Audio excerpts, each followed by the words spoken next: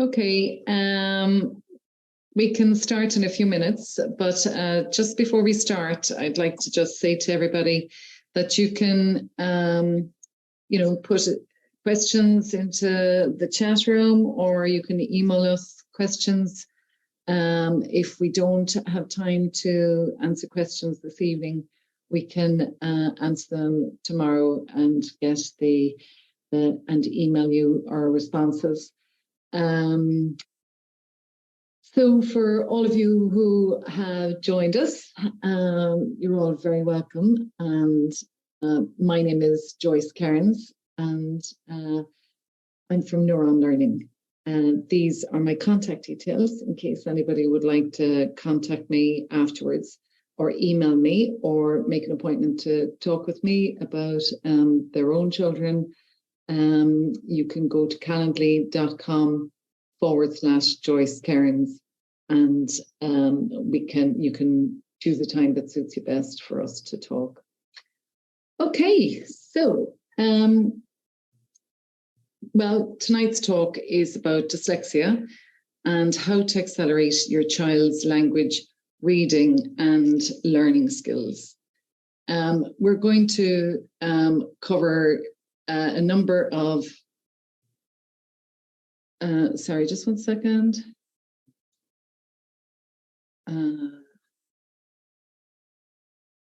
Okay, I'm just going to share my screen with everybody. I think you're not seeing it there, right? Okay,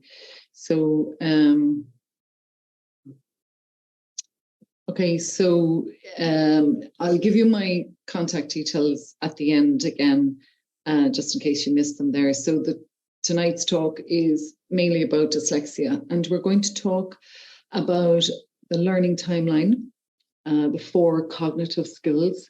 We're going to talk about language, reading and learning, and how to help your children to learn better.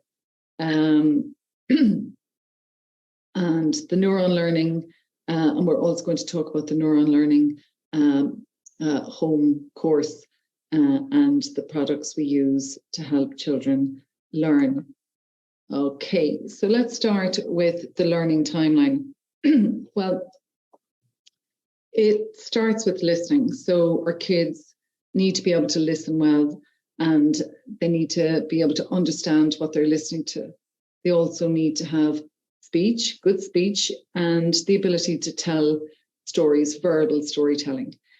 We also need the kids to be able to read and understand what they're reading, and writing is a very important part of the learning timeline. And of course, it all leads to learning. The cognitive skills we're going to talk about are memory, attention, processing, and sequencing. And we're going to go into a lot of detail on the cognitive skills this evening. And processing speed and processing accuracy, it all really starts there. So let's start with, actually, I'm going to give you all a little exercise. It's a working memory exercise. And so I would like you to try and figure out what this guy's name is. I would ask you not to use a pen and paper. Try to work this out in your head. And the clue or the clues are 12, 21, 3, and 1. I'm going to give you a very, very quick other clue. And yes, I don't know. So listening, when our children listen, they have to process what they're listening to, and they have to take in what is being said as it's being said. And many of our children with dyslexia have poor processing skills, or their processing might be slower than it should be. So it's very difficult then for them to process what's being said as it's being said. And also it can be difficult for them to process it accurately.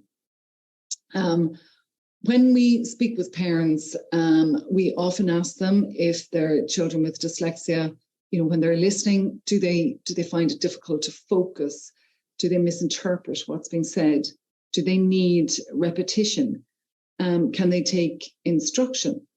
And very often some kids will struggle with one or more of these listening skills. So we need to build up their ability to process what's being said as it's being said and process it accurately.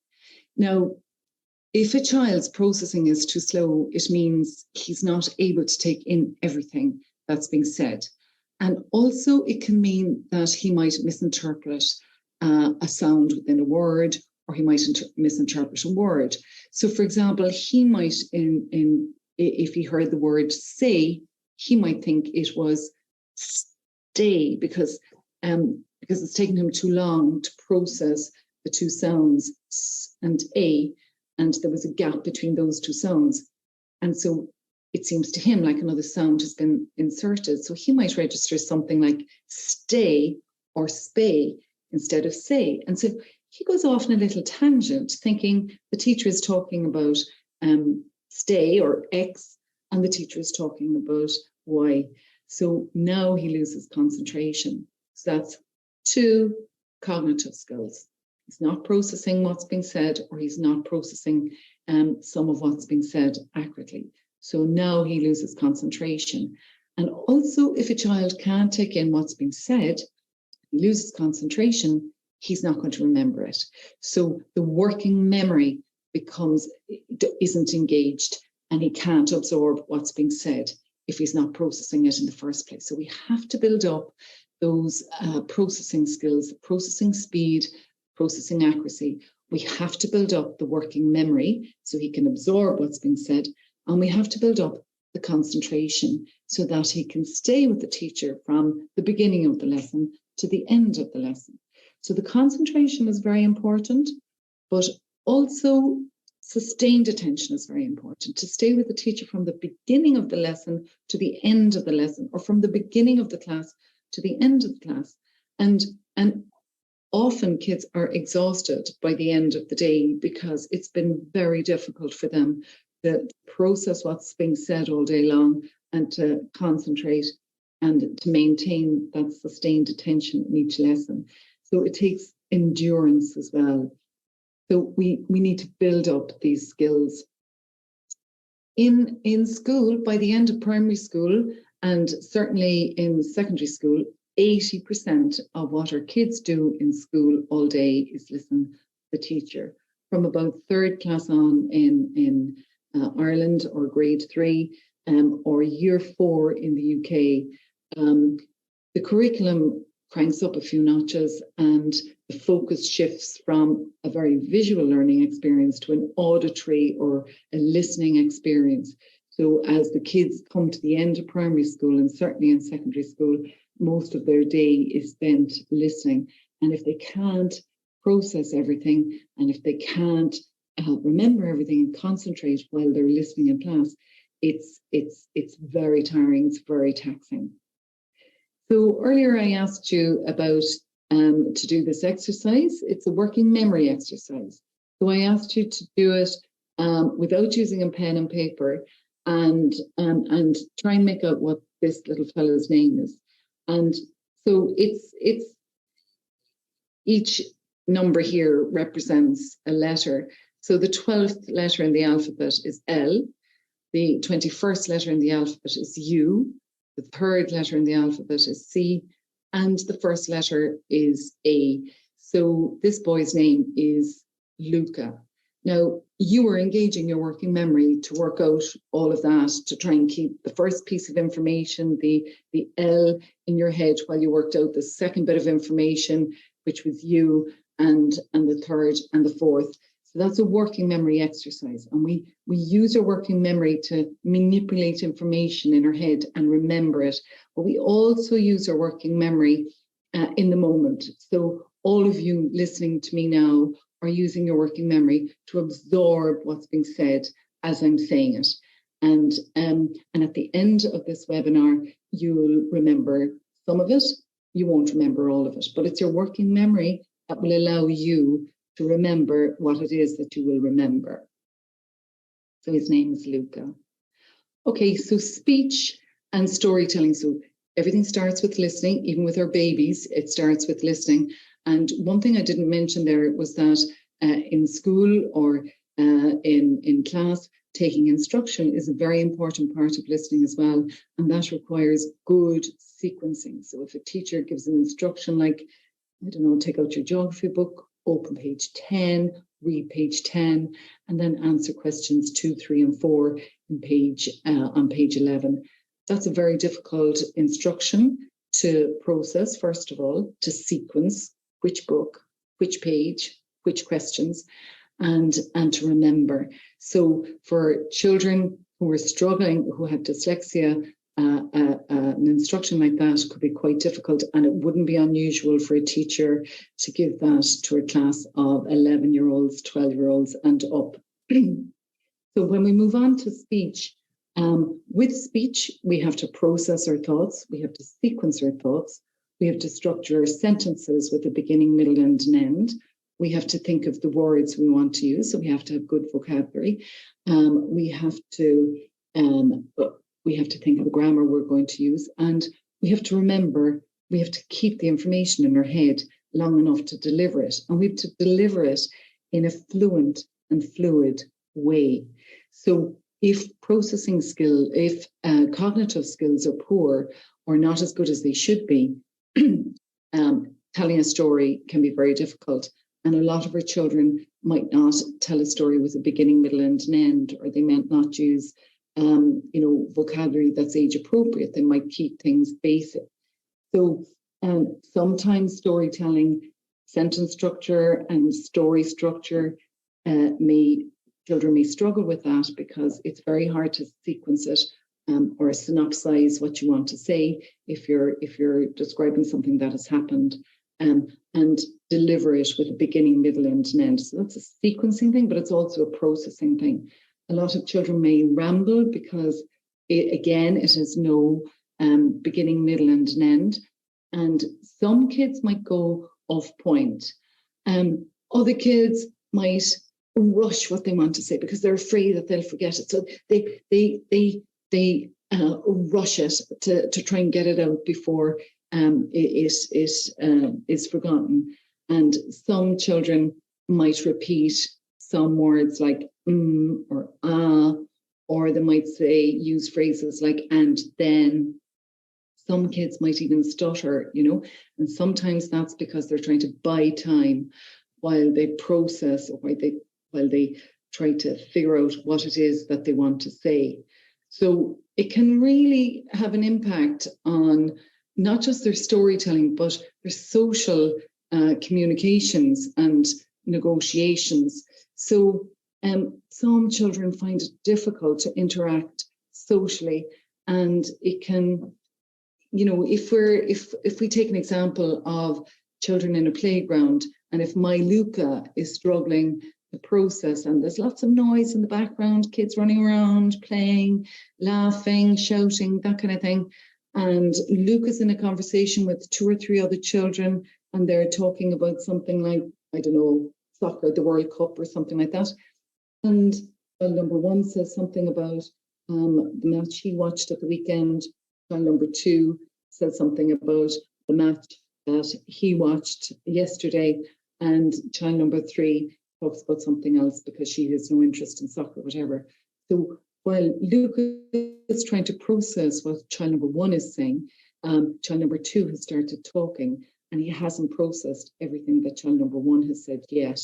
And so he then misses some of what child number 2 says, and also can miss some of what child number 3 says. So he can, and at the same time, he's trying to figure out what he's going to contribute to the conversation. So he's trying to process his own thoughts, and he's trying to figure out, well, what am I going to add to this? What have I to say? And it can be really difficult to process his own thoughts while he's trying to process what is being said. So it can lead to communication and negotiation difficulties in a social setting. Some kids might insist on leading the play. For example, if kids are making up rules to games, it's easier to follow the rules in your own head than follow the rules that everyone else is dictating, because it's very hard to process them as the kids are dictating them, and it's very hard to remember them and concentrate. So sometimes kids like to lead the play, and it can sometimes mean that kids get upset or they struggle to negotiate. You know, they want to play it by their rules because they can understand it. Behavior can become an issue.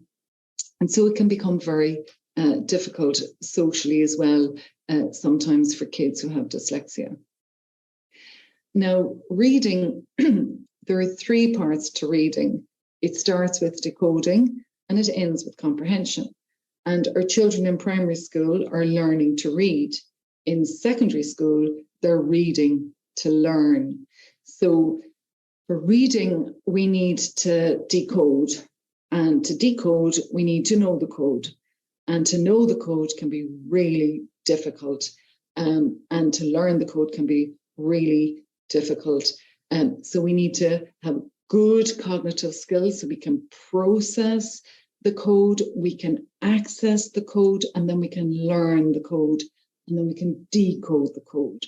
And when we're decoding or when we're trying to make out words or sounds within words, we need to be able to do it quickly so that we can engage the working memory while we're reading, and we can take in what it is that we're reading and we can understand it. So again, that working memory is very important for taking in what it is that we're reading. Many children struggle because they lack phonemic awareness, and that could be down to poor processing. They're not processing the sounds, the vowel sounds, the blended sounds, the initial consonant sounds of words, the final consonant sounds of words. They might be misreading or skipping words or guessing words because they're not recognizing words quickly enough. They might be leaving out bits of words, like the suffixes, the bits that we add on at the end of words, like the ed or the ing, or the prefixes at the beginning of words. For example, in a word like untie or re-enter, you know, it can be very difficult for kids to just register that there is a root word, but there's something added to it either at the end or at the beginning. And sometimes reading, when you read with kids with dyslexia, it's like they don't even see the endings or the beginning of words, and they'll just read the root words. You'd often see them skipping words or guessing words. So the decoding becomes a problem. And vocabulary, it's very hard to build up their vocabulary if they're not able to read well, and they become very reluctant to use vocabulary in speech as well, new vocabulary, in case they use it in the wrong context, because depending on a child's age, it can be a source of ridicule if a child doesn't use a word correctly.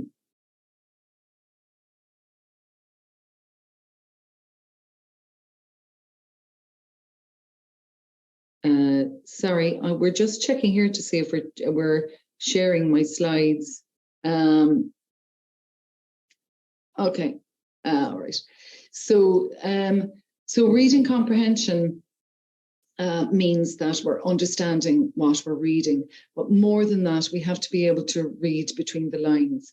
We have to be able to get the subtleties and the nuances and the inferences in language, because very often it's not what's written down in black and white. You know, a question could be, what you know, if you've read some text, a question could be, what do you think a person is feeling, or something like that, and it may not be written down there in black and white for the child to go and get the answer. So we need to be able to read and also read between the lines, and that's a processing exercise, because it means that if we have good processing, we're able to predict, or we're able to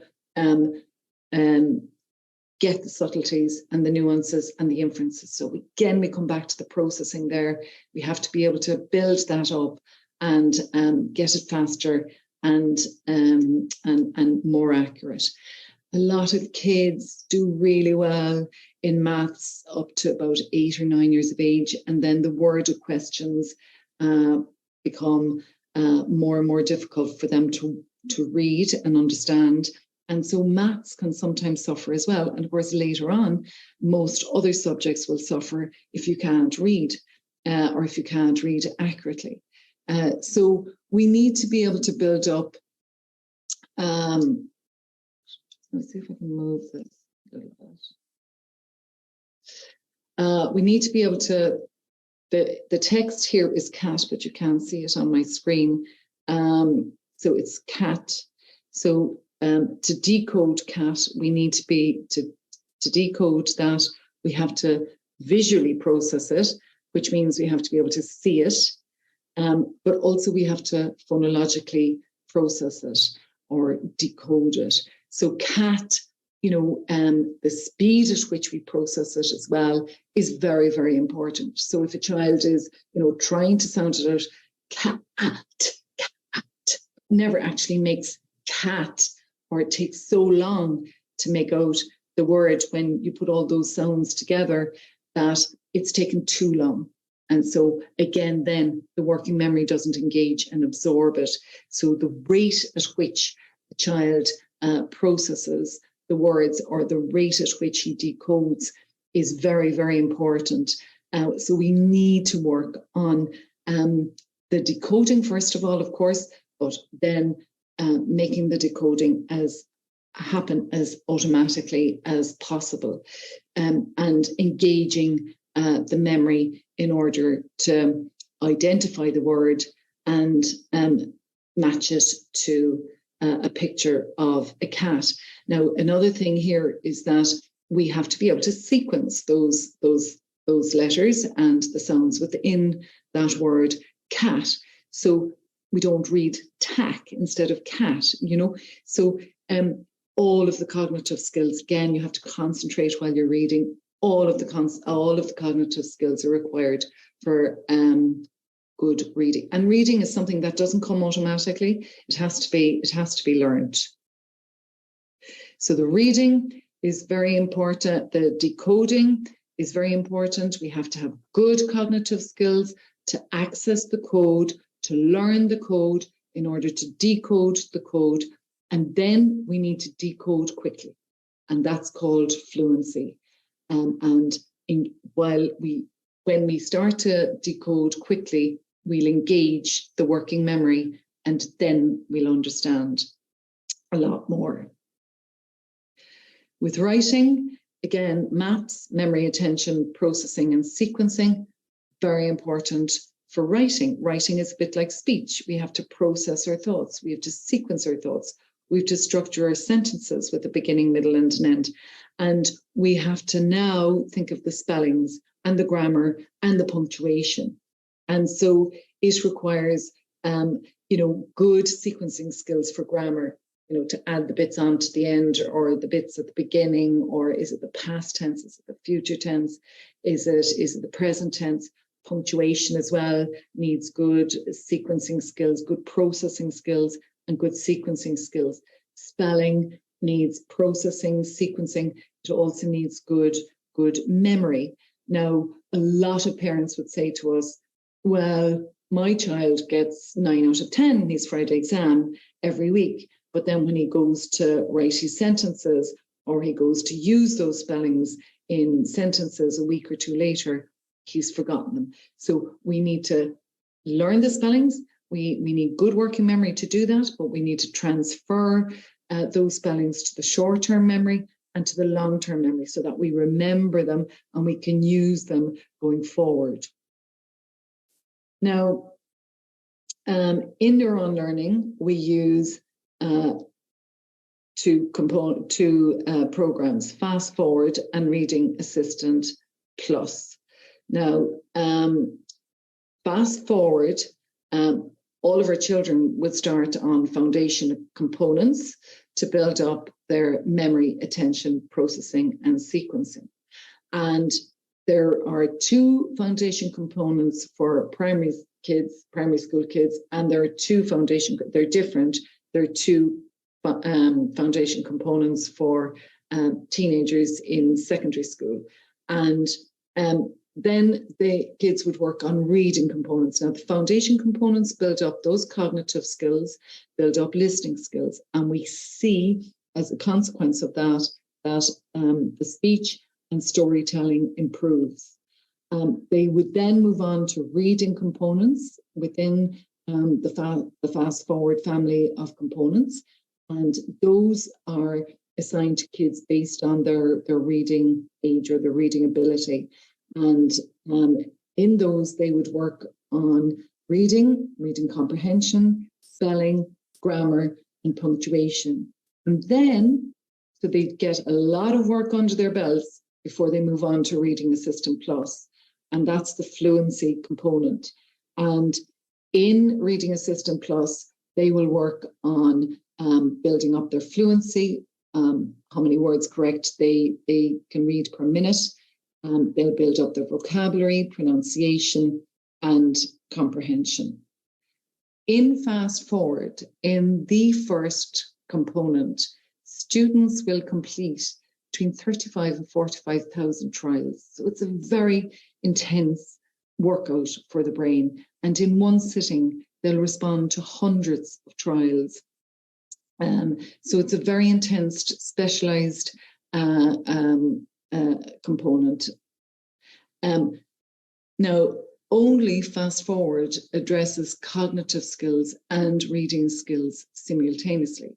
So while kids work on the first few components, which focus on the attention and the processing and the memory and the sequencing and verbal reasoning, good listening, they're also working on language and reading skills. So the phonological awareness is being developed, phonics and decoding, word recognition, vocabulary acquisition, background knowledge, conventions, and language structure. So it's all kind of loose when they start, but it gets tighter and tighter and tighter as they progress through the different components, and it becomes automatic and they become skilled readers. That's our goal. In the first component for the younger kids, so from 6 to 12-year-olds, they will work on, there's 7 exercises, and a selection of those are presented every day. And here you can see that all of the exercises work on most of the cognitive skills. And then there'll be, different, each exercise would specialize in other areas like English grammar, word structure, listening accuracy, word recognition, or they might work on following directions, taking instructions, memory, listening accuracy. So they have each exercise specializes not only in the cognitive skills but other auditory skills as well. That's in the first component. And the second component is a more advanced version of the first, and then they move on to the reading components. The older kids, you can see here that the graphics are a little more suitable for older kids. Same skills are being developed, both in the cognitive side of things, but also in English language and language side and the listening and language side of things. After they've completed the 2 foundation components, they will move on to reading components. And again, they continue to work on building up the cognitive skills, but now they're working on the phonological awareness, word structure and knowledge, high frequency words, their spelling exercise, their reading comprehension exercises. They are very, there is a whole holistic approach to training the brain to read and learn, read and understand what you're reading and learn. And then again, for the teenagers, the graphics are more appropriate and the content is more appropriate for their ages.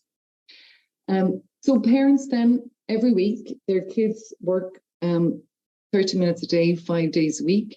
And every week they get a set of reports, and those reports go out on a Saturday or a Sunday. And so here you can see that this child has done very well, and she has responded to all of the exercises nicely over about 28, 29 day period. Now, this isn't always the case. Some kids might really struggle with a processing exercise such as Sky Gym, which is the red line here. And so you might see that plateauing for a while. And if that's the case, then we need to go in and see what's going on there. Why is it plateauing? Is the child struggling? And we need to do little interventions then to help the child get it. And without the child it has to be the child's response all the time. We cannot tell the child the answer because the program adapts to each individual. And so based on the responses each child gives, they will progress accordingly. So in this case, this child took about almost 6 weeks to finish the first component, and usually children finish the second component in the same number of weeks. Also in the reports, we might see some errors. There are error reports, so we can see what kind of things the kids are struggling with. So this child, here we can see that she's struggling with singular and plural. The sheep are eating as opposed to the sheep is eating. And that was presented to her 20 times. She's got it wrong 5 times. So we need to go in there and try and help her understand why she's making that mistake, so that when she works on it the next time, she will be able to respond accurately. And the level of accuracy that's demanded is very high, and the children begin to realize that very quickly. So they start to focus on trying to respond accurately and trying to understand why they're making the mistakes they're making. Here, for example, which is the baby's bird. So she would have been presented with 2 pictures, a baby bird and the baby's bird. So she had to figure out, she had to click on the correct picture for this sentence, and she chose the wrong picture 7 times out of 28 trials. So we need to explain what apostrophe S means to her, and to help her respond correctly the next time round. So the error reports are really helpful, and we do encourage parents to share the reports with the kids so they can see the fruits of their labour, and they can see how well they're doing, and they can see the kind of mistakes they're making, and they can learn from that. There's a usage report which shows us what exercises the children worked on every day. So we want to see all green circles, which is great. And this girl, her attendance and her participation have been really excellent. She's worked on everything presented to her every day. And then the blue dots show us what exercises are due to come up in the next week, which can be really useful if you want to sit with your child and do an intervention, so you can see what day you can sit with her. Then kids in each exercise they work on, they'll score some points. And here on this week, this girl got her best score to date, and we know that because there's a gold star on Monday, the 5th of November, in Hoop Knot, this particular exercise, which is a sound-based exercise where she has to differentiate between 2 very similar sounding sounds like ba, da, bay, day, those sort of sounds.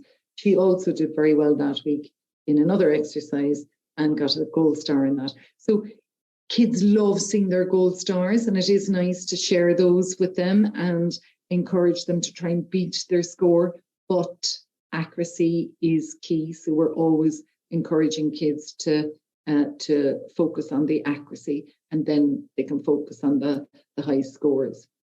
So we mentioned that when the kids have worked on building up the cognitive skills, and when the kids then move on to reading and reading comprehension and spelling, grammar and punctuation in the reading components, later they'll move on to the fluency components where they read aloud and they're recorded so they can hear themselves read. So initially they'll listen to a model reader, and then they'll read and they're recorded. And then while they're reading, the vocabulary is developed and the pronunciation is corrected if they pronounce words incorrectly. Also, there is a comprehension section where it's presented in a quiz-like format, and so we can see if they understand what it is that they're reading. So they put everything into practice, but also there's a huge emphasis on the fluency, how many words correct per minute they are able to read, and they become very conscious of this. This component is excellent too for vocabulary acquisition. So fluency, vocabulary, pronunciation, and comprehension are the four skills that are strengthened with Reading Assistant Plus. Now, to be a success, you must work at a success. It doesn't just happen. There's no magic wand, unfortunately. So fidelity to the protocol is very important. And the protocol is 30 minutes work a day by 5 times a week. And it can be any 5 days. So we usually kids will work at the weekends when they have more time. And then they'll choose maybe Friday, Saturday, and Sunday. And then they'll choose maybe 2 days when they don't have after school activities during the week. Or some schools are happy to let kids work on it during resource time at school, or and they need, if they are working on it at school, the person supervising them at school does have to supervise them properly, and we would send reports to them as well. Now, this is some research that was done back in 2009, and fMRI scans were taken of kids who were struggling readers before they worked on Fast Forward, and that's this scan here in the middle. And we can see that there's very little or no activity going on in the parts of the brain that are responsible for the cognitive skills and that are responsible for language and reading and learning. And so these kids were struggling. Not only were they struggling readers, but they were struggling learners. And after the kids worked on Fast Forward, we can see that there's stimulation going on in the brain. Now, what happens when a child is working on Fast Forward? I mentioned earlier that they would maybe complete between 35 and 45,000 trials in the first component. And what's happening is the brain is firing neurons, and those neurons, or those brain cells, are making connections with each other. And through the intensity and the frequency of the work, those connections become stronger and stronger. And so we see stimulation in the brain, in areas of the brain where there wasn't before. And this is the brain of a child who's not struggling and who is the typical reading child. And we can see that there's nice stimulation going on there as well. So we know that children who work on Fast Forward and Reading Assistant Plus, that it does change the brain. And we can see that the brain becomes sensitized to the cognitive skills. So in summary, we need good memory, attention, processing, and sequencing. For all of these skills on the learning timeline, for good listening comprehension, both in class and at home and socially. We need good cognitive skills for speech and telling stories, and also for reading and reading comprehension, and for writing and learning. So the program addresses all of these areas. If any of your children have difficulties in any of these areas, these are the areas that the program will work to improve. Now, up to recently, Fast Forward was one of the most researched programs in the world. There are over 300 research studies, and if you'd like to take a look at some of the research, you'll find it here. I've given the link here, and a recording of this will be going out. So if you want to check out the research, you can see it. This link will take you there. There's also a video on Fast Forward and Reading Assistant Plus. If you want to tell somebody about this, or if you want to show it to teachers or friends or whatever, or just for your own benefit. There's some good videos here on Fast Forward and Reading Assistant Plus. Now tonight, for people who are registered to take part in this webinar, we are offering a discount. We sell 3-month licenses, and usually they cost €690 or £660. But tonight we're giving a 20% webinar discount. So it'll be €550 or £530 for a 3-month license. So if you'd like to purchase the program or the license to use the program, let us know, and we're very happy to give you a discount. So here are my contact details once again. You can see my email address there is joyce@neuronlearning.com, or if any of you would like to talk with me about your own child and the difficulties your child is experiencing, you can go to calendly.com/Joyce Kearns, and you can choose a time that suits you there to talk with me. So there we are. I hope you've enjoyed the webinar. I don't know if you have any questions, John. Are there any questions there that anyone has sent you? No, you're okay. There's been a few that I've been able to answer directly in the chat room. Okay. Yes, and hold on. I'll send them out the sales page so people can get more details about it. Okay. So if you have any questions, you can email me on this email address, or again, you can call us if you wish, and we're very happy to answer any questions. John, as he said, will be sending out a sales page if anyone is interested in signing up for the program for their child. Thank you very much. Thank you very much.